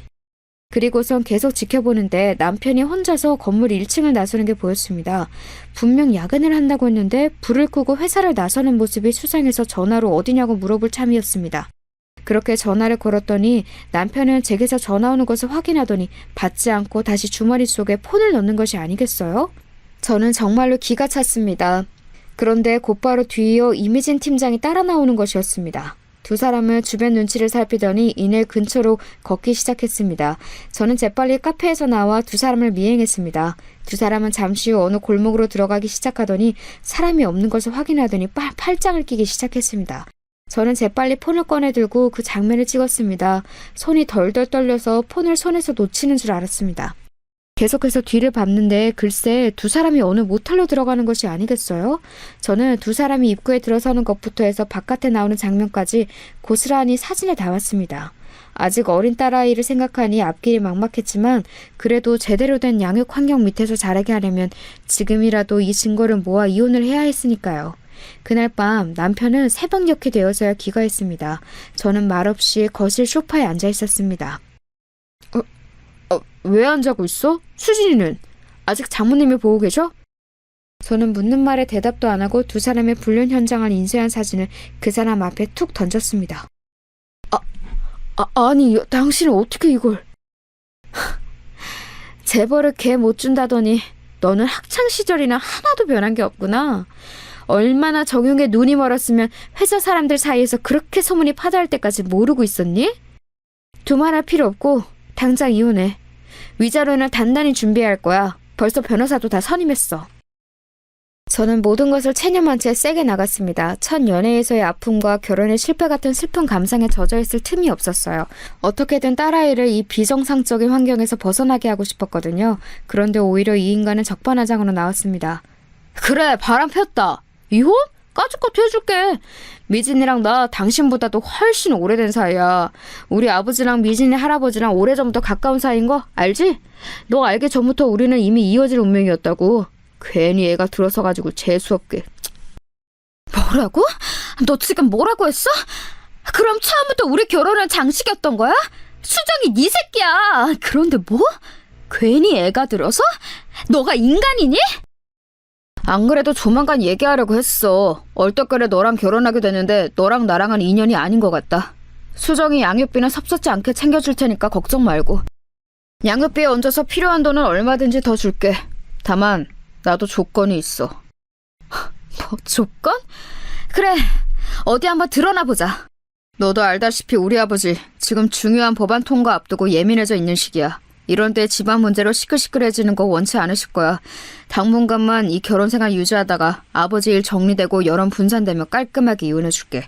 보상은 확실하게 해줄 테니까 그런 염려는 말고. 야, 이 나쁜 새끼야. 너가 인간이야? 나랑 수진이에 대해서는 일말의 미안함도 없어? 쓰레기 같은 새끼. 저는 오히려 적반하장으로 나오는 남편의 모습에 할 말을 완전히 잃어버렸습니다. 그러나 남편과 갈라서고 딸아이를 길러야 하는 막막함과 마주하자 남편의 그 제안을 마지못해 수용할 수밖에 없었습니다. 굴욕적이었습니다. 가정을 파탄낸 원흉들로부터 경제적 보상을 받기 위해 그 모든 순간을 참아내야 한다는 것이요. 그렇게 몇 달간 지옥 같은 시간이 이어졌고 남편은 대놓고 며칠씩 집에 들어오지 않는 날이 반복되었습니다. 아마도 그 상간녀와 신나게 불륜을 저지르고 있었겠지요. 저는 타는 듯한 분노를 참지 못하고 그 상간녀의 머리끄댕이라도 쥐어 뜯어야겠다고 생각했습니다. 그래서 그날도 아이를 친정엄마에게 맡기고 퇴근하는 남편과 상간녀의 뒤를 밟았습니다. 또다시 골목으로 들어가자마자 팔짱을 끼고 하하호호 하는 그 모습을 보는데 저는 그 자리에서 눈이 뒤집히고 말았습니다. 야, 이미진! 저는 상간녀의 이름을 부르며 그대로 달려가 그 여자의 머리끄댕이를 붙잡고 땅바닥에 눕혔습니다. 여우 같은 년! 네가 감히 멀쩡한 가정을 파탄내? 저는 바닥에 눕힌 그 여자를 수도 없이 구타하면서 눈물을 쏟아냈습니다. 야야야야, 너 미쳤어? 너 이게 뭐하는 짓이야? 당장 미진이한테서 안 떨어져? 남편은 오히려 저를 붙잡더니 바닥에 내팽개쳤습니다. 저는 고꾸라지면서 얼굴을 튀어나온 벽돌에 부딪혔습니다. 제 얼굴은 크게 부어올랐습니다. 그런데 그런 저를 남편은 아랑곳하지 않고 그 상간녀에게만 몰두했습니다. 미진아, 괜찮아? 아이고, 이게 무슨 일이야? 오빠, 이게 뭐야? 전현이랑 다 끝났다면서! 미안해, 미진아. 내가 대신 사과할게. 이혼 도장 곧 찍어. 걱정하지 마. 뭐야? 너네 둘 다 진짜 죽어볼래? 다 죽어, 이것들아! 저는 근처에 있던 음식물 쓰레기 봉투를 꺼내들고 남편과 상간녀에게 투척했습니다. 음식물 쓰레기 봉투가 터지면서 골목은 난장판이 됐고 저는 남편과 상간녀의 머리끄댕이를 잡은 채 죽어라 늘어졌습니다. 이 나쁜 것들아! 니들이 인간이야? 니들이 그러고도 사람이야? 오빠, 얘 좀 어떻게 해봐! 야, 이게 진짜 죽으려고! 남편은 저를 붙잡고 다시 한번 바닥에 내팽개쳤습니다. 저는 넘어지면서 바닥에 머리를 부딪혔는데 잠시 동안 기절했던 것 같습니다. 잠시 후 눈을 떠보니 음식물 쓰레기 난장판이 된 골목에 저 혼자 덩그러니 누워 있었습니다. 그 난리가 났는데 사람이 아무도 안 온 것도 신기했습니다. 그것보다 더 슬펐던 건 기절한 저를 놓아두고 남편이 상간녀와 함께 자리를 떴다는 사실이었습니다. 저는 그렇게 만신창이가 된 채로 그 더러운 골목에 주저앉아 얼마나 한참을 더 울었는지 모릅니다. 남편과 상간녀는 본인들도 찔리는 게 있었는지 경찰에 신고하지 않았고 그렇게 그날 일은 마무리되었습니다. 저는 당장이라도 이혼하고 싶은 마음이 컸지만 조금만 기다리면 남편이 거액의 돈과 함께 깔끔하게 이혼해주겠다는 말 때문에 딸아이의 앞날이 걱정이 되어 이러지도 저러지도 못하고 있었습니다. 그러던 중 여름을 맞이하게 되었고 휴가철이 다가온 어느 때였습니다. 아직도 걸음마를 떼지 못해 뒤뚱뒤뚱하는 딸아이를 돌보느라 여념이 없을 때쯤 며칠 만에 집에 들어온 남편은 제게 통보하듯 이야기했습니다. 이번에 해외 출장 가느라 한 2주일 집 비우니까 그런 줄 알아. 언제네 당신이 뭐 집 안 비운 적 있어? 수진이 분유값이랑 기저귀값 다 떨어졌어. 그거나 주고 가. 아휴, 말끝마다 돈. 얘따! 남편은 지갑에서 지폐 몇 장을 대충 집어서 제게 던져주더니 짐을 한 다발 챙겨서 다시 나갔습니다. 언제까지 이런 빈 껍데기 같은 결혼 생활을 이어가야 하나 회의감에 눈물이 차올랐습니다. 그렇게 며칠을 지내던 중 이 결혼 생활의 종지부를 찍어야겠다는 큰 결심을 하게 된 사건이 일어나게 되었습니다. 그 시작은 다시 걸려온 박주임의 전화였습니다. 대리님, 저예요, 박주임. 박주임, 잘 지냈어? 대리님, 큰일 났어요. 제가 지금 휴가차 양양에 와 있는데요. 여기서 박준영 팀장님을 봤어요. 저는 해외 출장을 간다고 거짓말을 하고 양양으로 놀러 갔다는 남편의 소식을 들었는데 이제는 별로 놀랍지도 않았습니다. 네, 그 인간 그럴 줄 알았다. 또 이미진 그년이랑 같이 있겠지?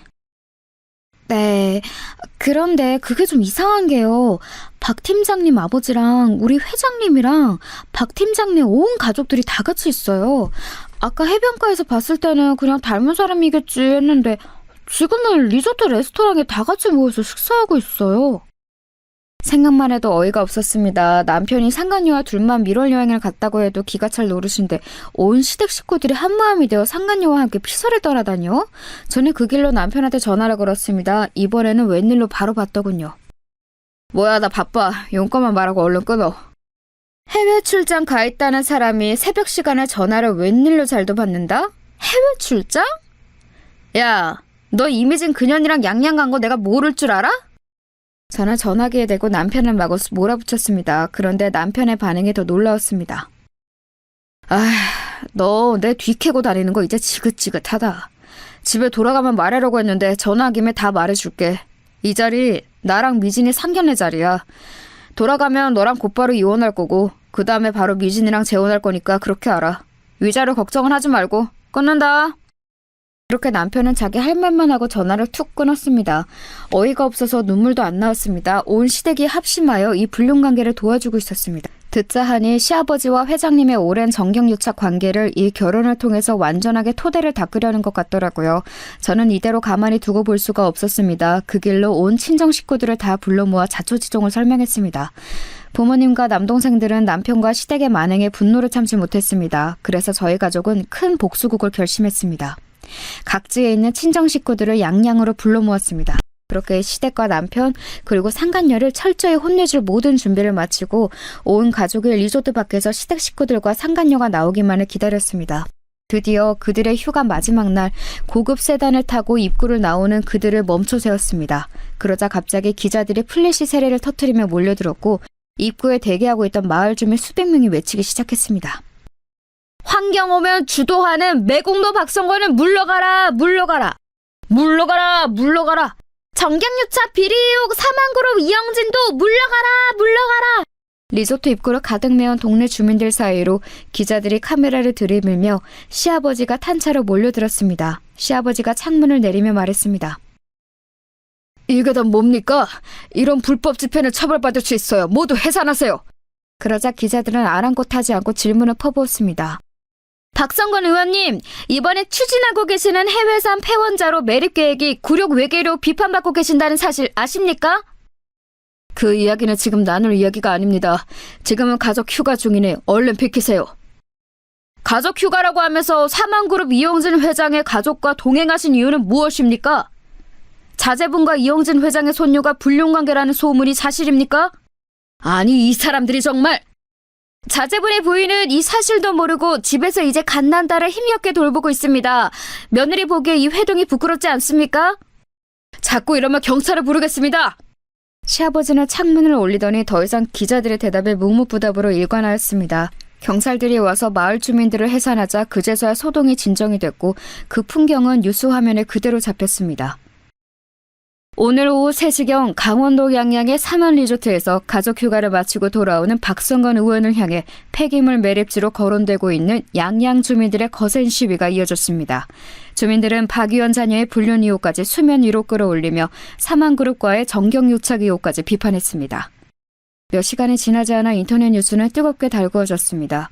여러분, 이쯤 되면 이 난리가 다 무엇인가 싶으시죠? 저는 남편에 대한 복수를 결심한 순간 온 가족이 합심해서 시댁을 완전히 보내버리기로 결심했거든요. 그 전말은 이랬습니다. 저희 가족이 제 남편의 불륜 소식과 더불어 시댁이 상간녀 집안과 합세했다는 소식을 듣자마자 각자가 있는 자리에서 최대한 시댁의 약점을 건드릴 방법을 모색했습니다. 시아버지와 상간녀 집안은 이름만 대면 알만한 국회의원과 기업이었기에 언론을 이용해서 명성에 흠집을 내기로 결심한 것이지요. 그런 사람들이 가장 두려워하는 것이 명성에 흠집 나는 것 아니겠어요? 참 아이러니하죠. 명성에 흠집 날 만한 일을 밥 먹듯이 하면서 그 흠집이 날까봐 안절부절하는 꼴이 말이죠. 잠깐 설명을 하고 넘어가자면 시아버지가 추진하는 법안은 논란이 많은 법안이었습니다. 법안명은 그럴싸하게 멋들어지게 짓긴 했지만 이 법안이 통과가 되면 사실상 해외에서 버리는 핵폐기물을 우리나라에서 수집해 우리 국토에다 매립을 해야 하는 상황이었습니다. 국회의원들이 직접 그 일을 하는 것은 아니었지만 정부에서는 해당 일을 추진하기 위한 근거로 여러 관련 법안들을 만들어야 했는데 그 일을 시아버지가 주도하고 있었던 것입니다. 반대 여론에서는 그것을 앞장서서 추진하는 시아버지를 신뢰를 위해 국토의 안전을 팔아먹었다며 거세게 비판하는 상황이었죠. 기자인 둘째 동생이 그런 언론의 움직임을 담당하기로 했습니다. 제가 찍어두었던 남편의 불륜 증거 사진과 더불어 시아버지가 추진하던 법안의 쟁점이 되는 자료를 모두 수집했고 그 모든 과정에 협조한 사망그룹의 비판 여론 또한 모아드렸습니다. 마침 양양에서 오랫동안 장사를 하고 계신 작은아버지의 도움을 받아 남편과 시댁 식구들이 머무른다던 리조트 근처 마을에 숙소를 잡았습니다. 그곳에 작은아버지가 오랫동안 거주하신 동네여서 동네 주민들을 모으기 아주 적절했습니다. 이 해프닝으로 시아버지가 추진하려는 일이 무마될지는 알 수 없었으나 적어도 제 인생을 시궁창처럼 만들어버린 남편만은 나락으로 보낼 수 있을 것 같았습니다. 작전은 대성공이었습니다. 인터넷 뉴스에서는 시아버지의 법안에 대한 비판보다 아들의 불륜설 그리고 그 불륜 대상이 사망그룹의 손녀딸이라는 점이 더 화제가 되었습니다. 가십을 좋아하는 대중들은 순식간에 그 뉴스를 여기저기 퍼나르기 시작했습니다. 며칠이 지나자 정말 무섭게도 그 뉴스들은 인터넷에서 흔적도 없이 싹 사라졌습니다. 시아버지가 언론에 무언가 큰 압박을 행사한 듯 싶었습니다. 하지만 그럼에도 불구하고 남편은 그 여파를 피해갈 수 없었죠. 직원 인사 발령. 다음 사람은 사내 풍기문란을 조장한 관계로 다음과 같이 처분함. 기획팀 팀장 박준영. 처분 내용 해고. 사내 게시판에는 남편의 해고 소식이 버젓이 게재가 되었습니다. 여론이 이렇게까지 시끄러워지자 시댁에서도 남편과 상간녀의 불륜을 더 이상 지지할 수 없게 되었고 어떻게든 새로운 결혼의 형태로 정경유착을 이어가려던 시아버지와 회장님의 계획도 실패했습니다. 시아버지는 아들의 불륜으로 자신의 입지가 위태로워지자 꼬리 자르듯 사망그룹과의 관계를 정리했습니다. 낙동과 오리알 신세가 된 회장님은 그에 대한 보복으로 남편을 완전히 회사에서 몰아낸 것이죠. 시아버지가 언론은 가까스로 잠재웠지만 남편에 대한 이야기는 업계에 소문이 파다하게 퍼져서 동정업계에서는 다시 발을 들일 수 없는 신세가 되었습니다. 저는 곧바로 이혼 절차를 진행했고 거액의 위자료도 받아낼 수 있었습니다. 남편은 그 위자료와 함께 매달 양육비를 제게 지급하기 위해 공장에서 일을 하고 있습니다. 마지막으로 어떻게든 아버지께 비벼보려고 다른 좋은 자리를 부탁드렸으나 이번만큼은 시아버지가 야멸차게 거절했다고 하네요. 안 그래도 그동안 자식을 낙하산으로 기업에 입사시킨 의혹 때문에 곤란했는데 이번 사건으로 명성에 흠집을 입은 상태에서 한 번 더 낙하산 인사를 청탁하면 자신의 정치 생명은 영원히 끝이라면서요. 그렇게 아버지에게도 마지막으로 외면당한 남편은 겨우겨우 친구의 소개를 받아 작은 공장에 관리직으로 근근히 생활을 하고 있습니다. 상간녀의 소식도 궁금하시죠? 이 불려지 같은 상간녀도 사내에 자신에 대한 안 좋은 소문이 파다하게 퍼지자 더 이상 견딜 수 없었는지 멀리 해외로 도망을 갔다고 합니다. 그런데 또 그렇게 도망가서 편하게 호의호식하는 모습을 그냥 두고 볼 수만은 없잖아요? 그 여자가 어디로 도망을 갔는지 저와 제 동생이 끈질기게 찾아낸 결과 북유럽의 어느 조그만 나라에서 마치 아무 일도 없었다는 듯 평화롭게 살고 있다는 사실을 알게 되었습니다. 저는 도저히 그 꼴을 볼 수가 없어서 그곳 한인의 카페에 제가 예전에 찍어두었던 그 여자의 불륜 사진을 게재하고 이 여자의 실체를 보라며 글을 남겼습니다. 며칠 뒤 관리자에 의해 삭제가 되긴 했지만 얼마 지나 들은 소식으로는 그 여자가 또 다른 나라로 도망을 갔다고 하네요. 나중에 저에게 따로 쪽지가 와서 자꾸 이런 식으로 하면 자기도 명예훼손으로 저를 고소하겠다고 했습니다. 저는 어디 그럴 테면 그러라고 했습니다. 내 인생이 아무리 박살나도 밥 숟가락 놓는 날까지 니년 얼굴에 먹칠하면서 살겠다고 하면서 말이죠. 그 여자는 아마 자기가 쪽팔려서라도 그리고 할아버지의 체면 때문이라도 저를 고소하지 못할 것입니다. 그 여자의 다음 행선지가 어디인지 알아내는 것은 일도 아니었으나 지금은 잠시 그 여자를 괴롭히는 것을 쉬려고 합니다. 복수는 이 정도로 충분한 것 같아서요. 제게는 엄마로서 해야 할 본분들이 남아있으니까요. 제 다사다난했던 결혼 생활은 그렇게 마무리를 지었습니다. 생각해보면 첫 연애 때 그런 상처를 입었으면 어쩔 수 없이 재회를 하더라도 다시는 그 사람과 상종을 해선 안 되는 거였는데 이놈의 정이 뭔지 제 인생에서 가장 후회하는 선택을 하고 말았습니다. 부디 제 딸만은 저 같은 이런 풍파를 겪지 않고 살아갈 수 있길 바랄 뿐입니다. 그 이후로 육아휴직에서 복귀할 무렵 회사에서는 마치 언론을 의식이라도 하듯 제게 팀장 자리를 제안했으나 저는 과감히 그 회사를 박차고 나왔습니다. 이 회사도 회장님이 건재하고 상간녀가 존재하는 한 시댁 식구들과 다름없는 가해자들 뿐인데 굳이 제가 이곳에 더 남아있을 이유가 없었습니다. 저희 딱한 사정을 들은 경쟁업체에서 그간의 제 경력과 여러 면을 인정해줘서 채용을 해주었고 지금은 안정적으로 그 회사를 다니면서 딸아이를 키우고 있습니다. 한 가지 더 사이다 소식을 전해드리자면 그 사건 이후로 총선이 한 번 있었는데 시아버지는 이전 사건의 여파 때문인지 낙선을 했습니다. 정치계에서 입문하고 첫 낙선이니 충격이 꽤 크겠죠. 결국엔 인과응보 사필 규정인 것입니다.